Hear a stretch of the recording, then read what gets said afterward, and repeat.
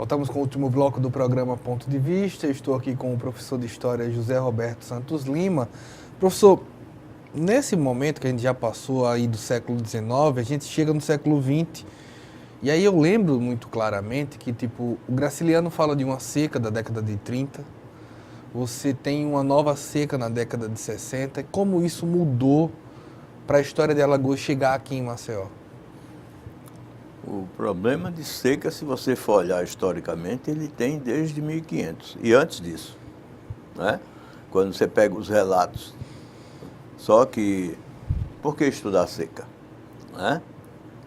Será que seria só um problema relativo à questão ambiental, à questão justamente das correntes de ar úmidas que não conseguem atravessar as serras para umedecer e provocar chuva no sertão? Tem a questão justamente geográfica, a questão justamente da espacialidade, né?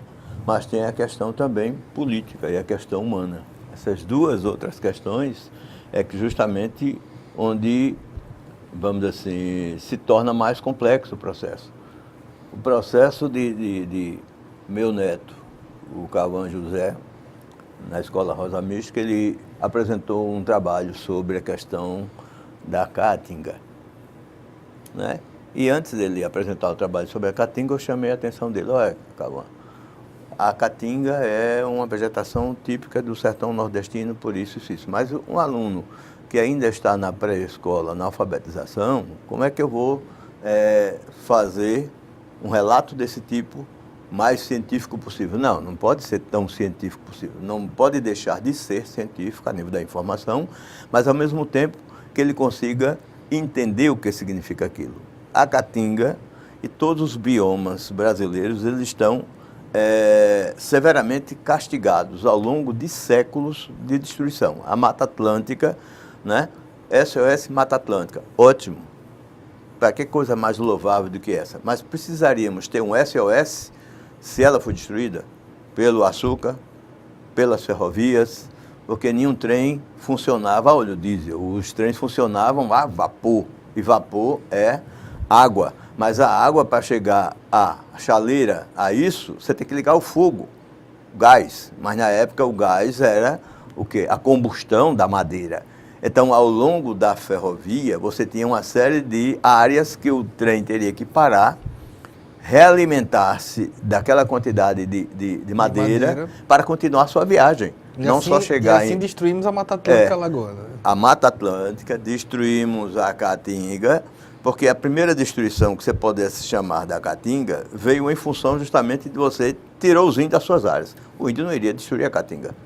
Se ele derrubou para fazer roça ou coisa parecida, a caatinga se recompunha, porque aquela destruição não chegou a colocar em xeque ou em jogo a vida daquele ecossistema. Ele se recompunha.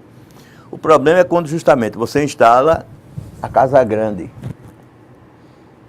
onde você instala a casa do grande proprietário, né, da fazenda de gado, em que, por uma medida de aparente segurança, eu tenho que derrubar toda a mata ao redor da minha casa, para que eu possa visualizar o campo, visualizar o meu gado, estar livre de ser flechado pelas costas pelos índios ou alguém que esteja lá de Tucaia para me dar um tiro. Então, esse formato que você adquiriu, que teria que a casa do proprietário, criador de gado, grande empresário, hoje, na época colonial, que é de alpendre, justamente você tem isso, ao redor dela você teria que limpar o terreno todo. Limpar o terreno todo, você está destruindo tudo que tem ao redor. Então, o primeiro formato desse modelo, né, vou mandar tocar fogo naquela área ali, de certa forma, porque quando der uma chuvada, brota com mais força. Brota só uma vez, ou duas, ou três, porque depois você matou todos os elementos do ecossistema. Não é? E aquele pozinho da filugem do própria madeira que tocou fogo em combustão vai matar os micro-organismos. O fogo já matou. Né?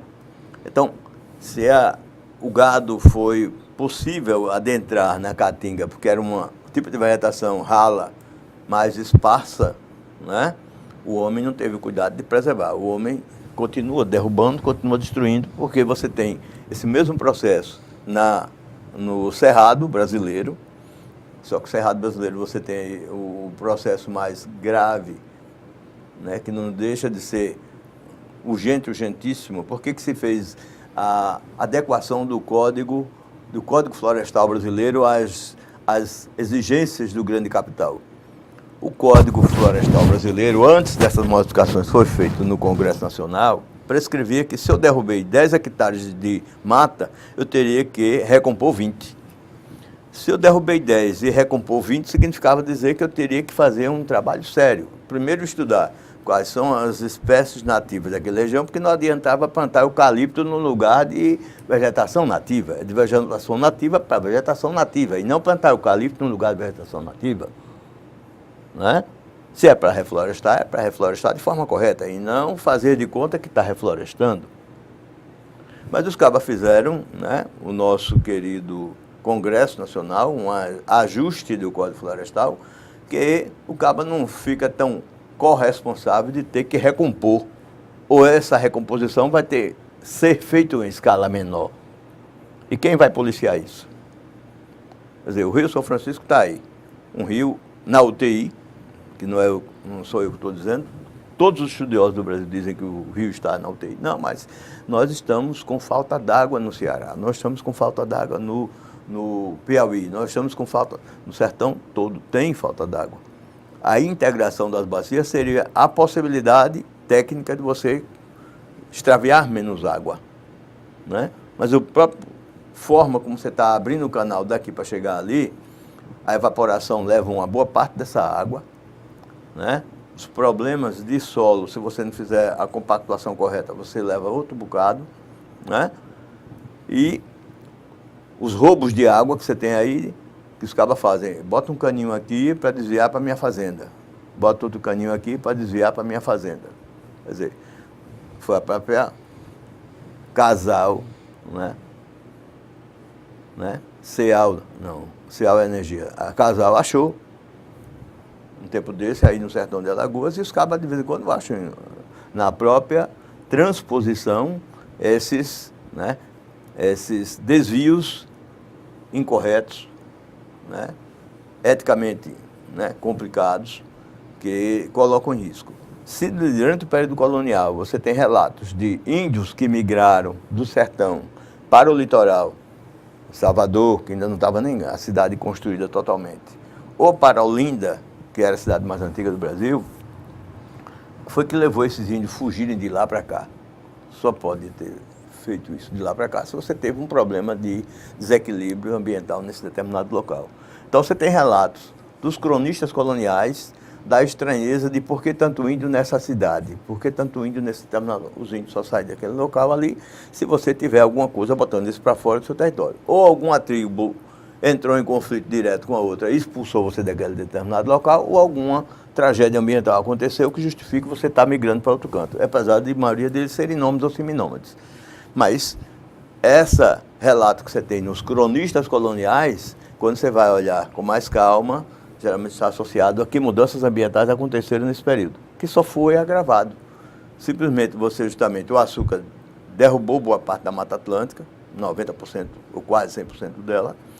O Cerrado, no caso do Planalto Central Brasileiro. No caso da Caatinga, o gado foi um outro elemento que contribuiu nesse processo, no formato, na maneira e na estratégia utilizada, né? E mais tarde com as ferrovias, né?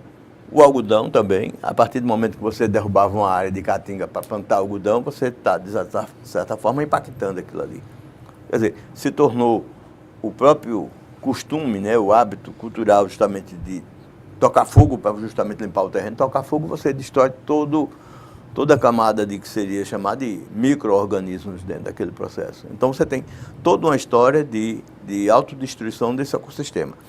Para esse elemento, de certa forma, a gente ter seca de 5 anos seguidos, qual é o elemento de circulação atmosférica que está acontecendo no presente momento? É o efeito de laninha, que seria a parte mais úmida, ou é o ninho? Circulação via Oceano Pacífico, né? Que tudo isso circula, né? Tudo isso está interligado. Quer dizer, o que está acontecendo no resto do mundo, o que está acontecendo aqui no Oceano Pacífico, como é que está A temperatura da água no Oceano Pacífico, a temperatura da água no Atlântico, as correntes aqui justamente que vêm da região da região da Patagônia na Argentina, ou da região justamente polar sul, no Polo Sul, como é que essa circulação atmosférica está acontecendo? O desmatamento da Amazônia interfere no Nordeste? Claro, porque é circulação atmosférica. E quando está em risco a questão da circulação atmosférica, está em risco também a espécie humana, a nível justamente de qualidade de vida mínima.